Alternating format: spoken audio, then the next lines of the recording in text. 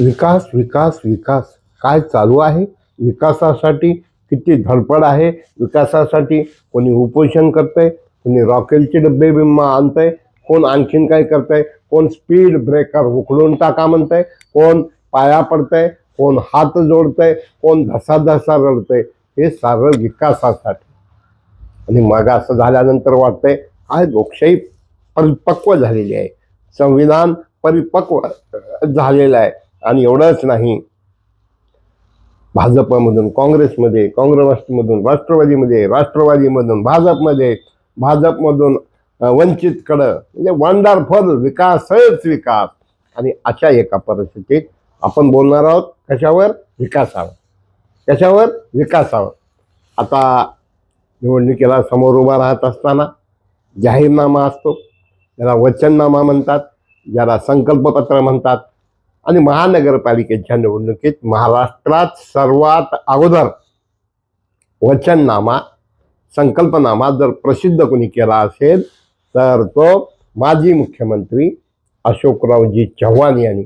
या कार्यक्रमाला निश्चित इंदोरचे महापौर आणि अखिल भारतीय महापौर संघटनेचे उपाध्यक्ष येणं अपेक्षित होतं. कचऱ्याचं नियोजन कसं असावं, रस्ते कसे असावं, पाण्याचं नियोजन कसं असावं, स्मार्ट सिटी कशी करावी, लाईटची व्यवस्था कशी असावी, राष्ट्रपुरुषाचे स्मारक कसे असावे, ट्रॅफिकला शिस्त कशी लावावी. आणि कालच्या एकंदरीत नांदेड येथील या कार्यक्रमाच्या निमित्तानं खूप काही शिकायला मिळालं. अशोकराव बोलत होते की मी सहन करतो याचा अर्थ मला बोलता येत नाही असं नाही. गोपछडे फार चांगलं बोलले गोपछडे की कार्यकर्त्यांनी निवडणुकीच्या काळात काळ्या गॉगल, काळ्या काच असलेल्या गाड्या, ब्रासलेट ह्याचं प्रदर्शन न करता लोकांचे फोन उचलावे. पण मला असं वाटतं हे गोपछडे फक्त कार्यकर्त्यांना बोलले का? लोकांसांगे ब्रह्मज्ञान आपण कोरडे पाषाण. जर गोपछडेच लोकांचे फोन उचलत नसतील तर वंडरफुल आहे का नाही? मग कार्यकर्ते म्हणतील साहेब तुम्ही अगोदर फोन उचला की.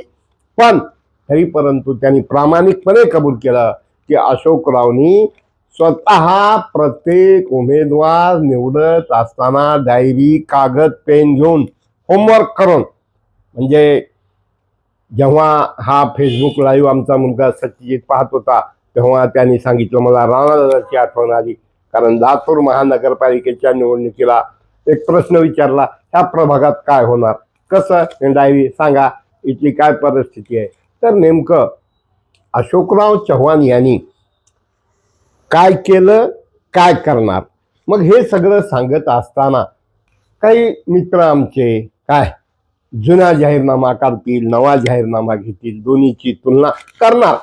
पण आम्हाला असं वाटतं की नांदेड शहराचा चेहरा आणि मोहरा बदलण्याचं काम रोड कनेक्टिव्हिटी, एअर कनेक्टिव्हिटी आणि रेल्वे कनेक्टिव्हिटी, विकासाचा गाभा जर काय असेल तर कनेक्टिव्हिटी. आणि त्या कनेक्टिव्हिटीसाठी केंद्रात सरकार भाजपचं, राज्यात सरकार भाजपचं.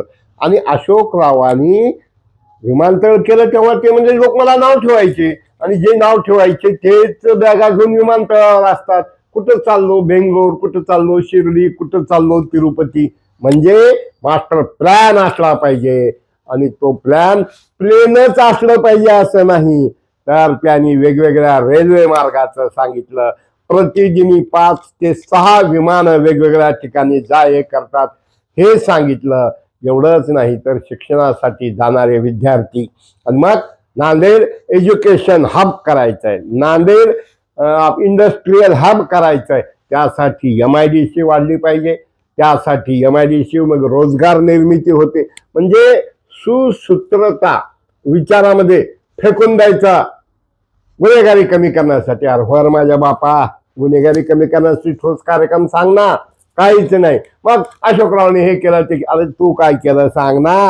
म्हणजे अशा प्रकारे कालचा वचननामा, कालचा संकल्पनामा सांगत असताना अत्यंत चांगल्या प्रकारची छपाई.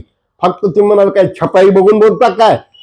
दिशा आणि कसं असतंय, नेत्याला इमानदार, प्रामाणिक, दिलेली जबाबदारी प्रामाणिकपणे पार पाडणारा, संघटन कौशल्य असलेला व्यक्ती हवा.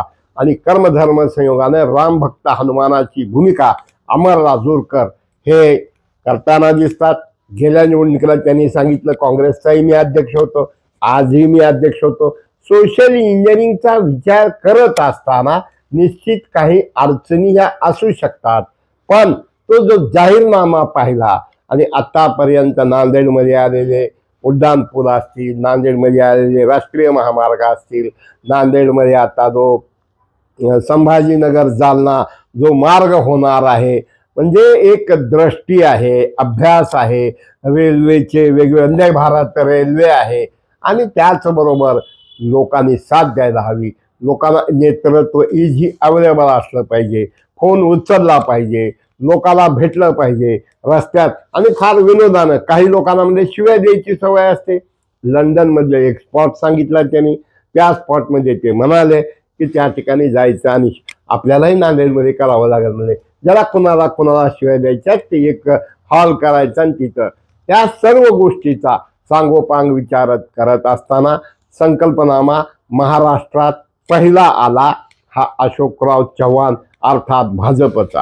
त्या ठिकाणी या कार्यक्रमाला उद्घाटक होते आपले माधवजी भंडारी होते, या ठिकाणी जुने संघटन मंत्री होते, अध्यक्ष होते, त्याचबरोबर बालाजी बच्चेवार होते, त्याचबरोबर कंदकुर्ते होते, त्याचबरोबर साले होते, त्याचबरोबर चैतन्य बापू होते आणि एक सगळा वेगळ्या प्रकारचा ज्याचा म्हणजे 24 तास तुम्ही काय करता नेहमी अधिक म्हणायचे गोविंदराव कार्यकर्ता तुम्ही काय कार्यकर्ता काय करता. काही लेटरपालेवाले असतात, काही फोटोवाले असतात, काही कोणते असतात, पण अशोकराव चव्हाण हे सातत्यानं म्हणजे लहानपणापासूनच काय की वडील असल्यापासूनच त्यांना ते संस्कार ती कृती. आता शेवटी अशोकरावनी पक्ष का बदलला याचाही त्यांनी खुलासा केला. इंजन आणि रेल्वेचे डबे, जर इंजन बरोबर असेल तर रेल्वे योग्य दिशेने जाते,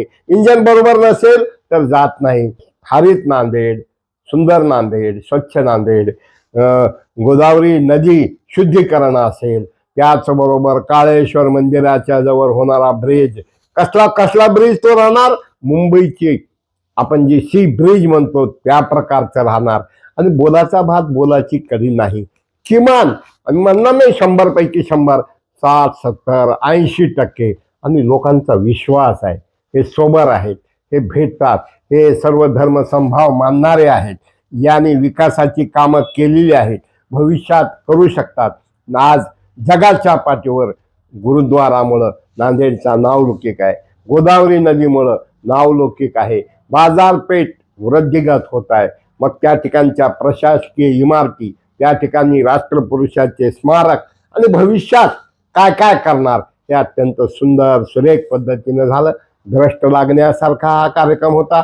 आता नियोजन आणि त्यांनी त्याच वेळा सांगितलं की 5 तारखेला महाराष्ट्राचे मुख्यमंत्री देवेंद्रजी फडणवीस यांची सभा, रोड मॅप प्लॅनिंग सभा बैठक, अशोकराव चव्हाण कुठं आहेत, किती वाजता कुठं आहेत, अमर राजूरकर कुठं आहेत, प्रचार यंत्रणा कशी आहे, त्याचबरोबर पंडागळे कुठं आहेत आणि सगळ्याला कामाला लावून मग जे काही जिल्हा परिषद तर तिथली आता पहिल्या टप्प्यात नाहीत, त्यामुळे जिल्हा परिषदचे मेंबर, आमदार आणि शेवटी एक बघा तळराखालते पाणी पील त्यांच्या कन्या त्या अत्यंत विनम्रतेनं नसता आजकाल बापसे बेटा सवयी म्हणल्यासारखं बापसे बेटी सवयी असू शकते, ते विकासासाठी असावी, ते प्रगतीसाठी असावी, ते विनम्रतेसाठी असावी. आम्ही जेव्हा जेव्हा अशोकरावजीला पाहतो तेव्हा आम्हाला शंकररावजी चव्हाण, शिवराज पाटील चाकूरकर, शिवाजीराव निलंगेकर यांची आठवण होते. अत्यंत विनम्रता,